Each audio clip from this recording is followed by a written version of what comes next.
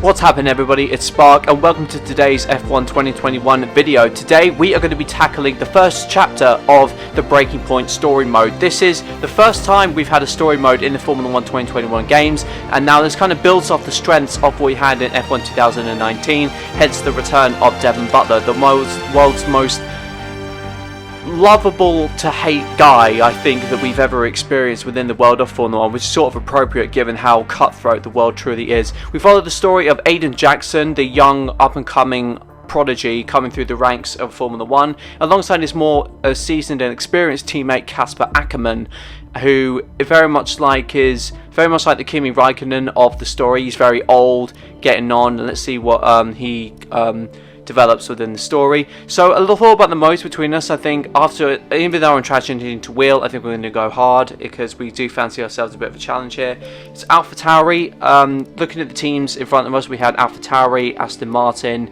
Alfa Romeo, Haas and Williams. I decided to go with Aston Martin because it's the team that went from Racing Point to Aston Martin, so it shows really that kind of seasonal change, that sort of journey, which I thought was good for us. And then I got some of the assists for the simulation values in there, so I ended up putting on the rewinds just in case I sort of needed it. So here we are, we're in Abu Dhabi, Formula 2.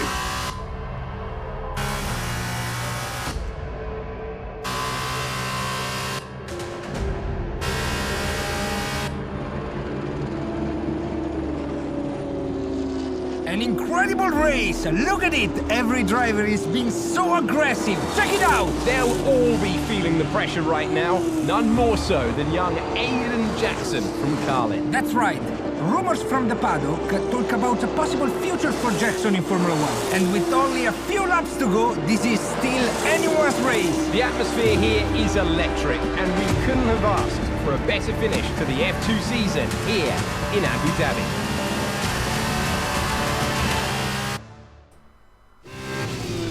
Very cinematic intro there. Okay, Aiden, you're doing great. Keep focused. You know what to do. Copy that. You've got sounds of Aiden on the radio as well. It just adds to this sort of cinematic element of the story, which I thought was great. So anyway, we have got to pass Sergio Sette Camera here in the Formula 2 car in front of us. I think that's the Dams that he's driving in front of us.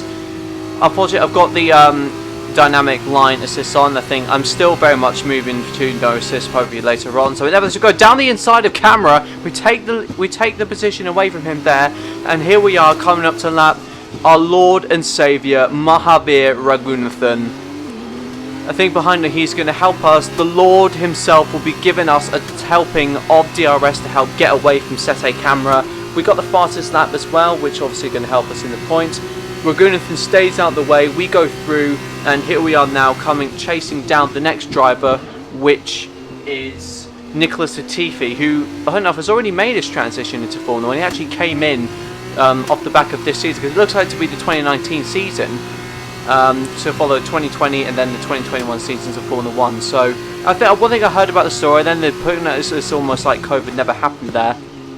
And transitioning, I think, from the wheel, I think it's been quite hard. So I'm still getting used to the fact that I actually have to use pedal to drive, which shouldn't be too hard for me considering I drive a car in real life. But within the racing context, it's a whole different sort of scenario. So as you come through to the third section in lap, you see I lift off quite early there because I'm not quite sure what the F2 car is going to do here with this new handling system. Another jump up from 2019 to 2020, there was a lot less potential, I think, for lockup. I think the cars were a bit nicer to drive in 2020, but I'm not quite sure what the F2 car is going to do here. So coming up to the end of lap 4 of 6, as if there was a 6-lap race in the 2019 F2 Championship, but hey, we've got to get some realism somehow, right? As we come up now to chase, is 22.4 seconds. There's obviously a teammate way behind me there. We run a little bit wide as we chase down Nicholas Latifi. As we know, he's going to Williams, so we're taking the vacant seat at Racing Point next year. But we have got to beat this guy. So, like you see, they're not particularly fast in the sort of high-speed corners where I can start to make up the deficit. Now, I've just got to a point where I've just been able to sort of brake a little bit later there. And it's getting on the power, which I find I'm genuinely struggling with, moving from pad to wheel. As you can see there, Latifi gets miles ahead of me, but I'm not quite sure, having driven some of the cars within my team and within time trial, it's just so easy for me, I think, to spin the car unless I short shift so much, but it just cancels the amount of speed I could get forward anyway. Now as we go down the inside there to Nick Latifi, we are going down the inside there after the first DRS zone, and there we are moved up there into second position, so not too far now from the leader, Luca Giotto, which I believe in the UNI Virtuosi, which I think is driving this particular year. We are right behind him. We got we got pretty much a lap and a half to make up about a 2-second gap at the moment, so it's going to be very, very, very close to see if we can find it. They're lucky taking those corners wasn't too bad for us. Thankfully, the curves on this one, particularly in this Formula 2 car, are very, very punishing in Abu Dhabi. I think you might have seen that on my first lap. So nevertheless, it is very, very imperative that we don't overshoot the car. We've got 2 seconds is a lot of time to make up, even if the sort of difficulty of the game almost wants us to go ahead and make the overtakes a little bit easier. And once again, we go a little bit wider there. But still, I'm getting used to the fact that I'm steering at the moment with the pad. So with the pad, it was just a flick of a thumb, and I could get the full lock in. So I'm still learning very much with the pad how to get full lock in. Thank you very much, Jeff. Once again, insightful as ever with the advice. So we go down into the first corner there. Giotto is not too far from us now. It is very, very close to Giotto there. So we go up into 5th now.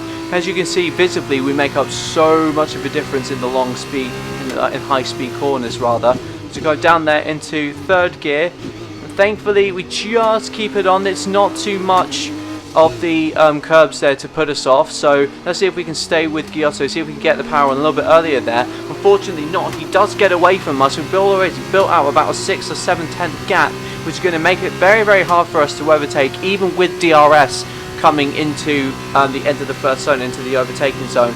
As we have a little look over there, unfortunately I just think we don't risk it at the moment. We can't fully risk going into an attack like that. It's coming out the exit here, which I think was much better.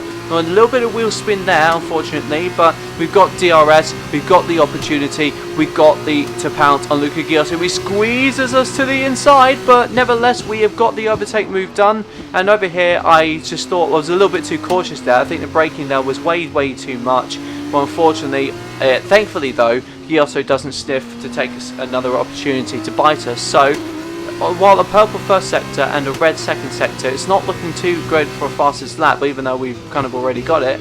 But now it's just a case of bringing the car home now. We've got the position, we are in place right now to win the F2 World Championship and continue the next point of breaking point into Formula 1. We come through now into the final section of the car, up to 5th gear. We brake a little bit early there, we drop down to 3rd. And finally, at the end, the checkered flag is being waved. Aiden Jackson takes the checkered flag and is the Formula 2 champion. Fantastic work, Aiden. Great drive, mate. Congratulations. Yes! Come on! And he's done it! Jackson's done it! Aiden Jackson wins the F2 championship. What a win for Jackson! What a win! And it couldn't have gone to a better driver. A magnificent result. He's already been vocal about his dreams of one day driving for Mercedes in Formula 1. Let's just hope the right people are watching today. And here he is, the man of the moment, Aiden Jackson. An amazing race and a fantastic win for this incredible driver. Indeed. After this, I guarantee that Jackson will be the hot topic in more than a few upcoming F1 team meetings. The future's definitely bright for this young driver.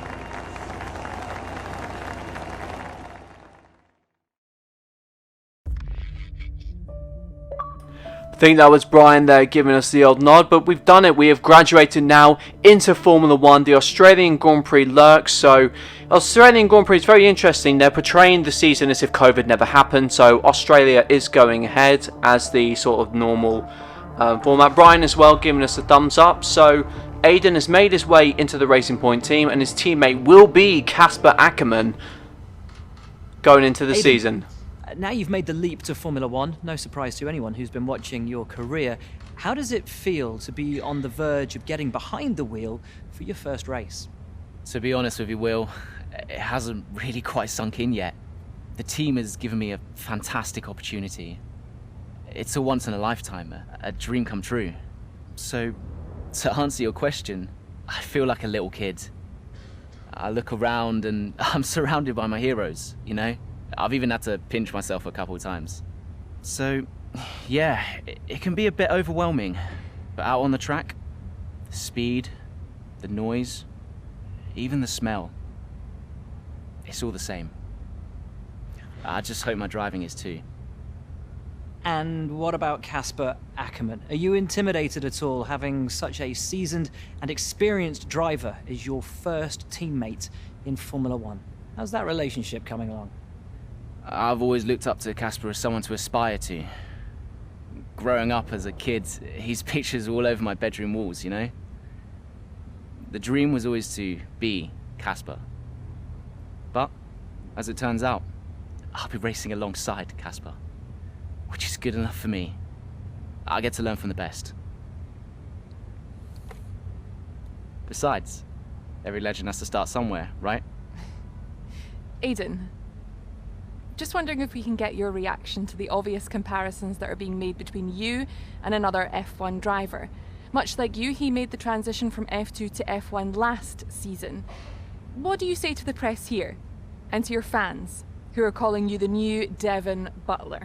Ooh, I don't know whether to be offended by that, sweetheart. The new Devon Butler. I'm alright with that.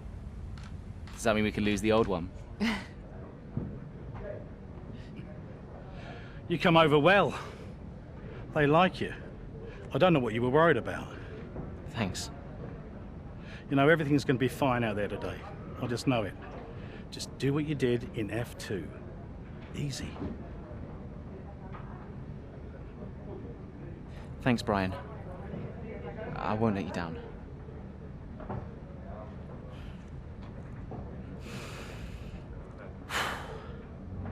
Come on, Aiden. You've got this.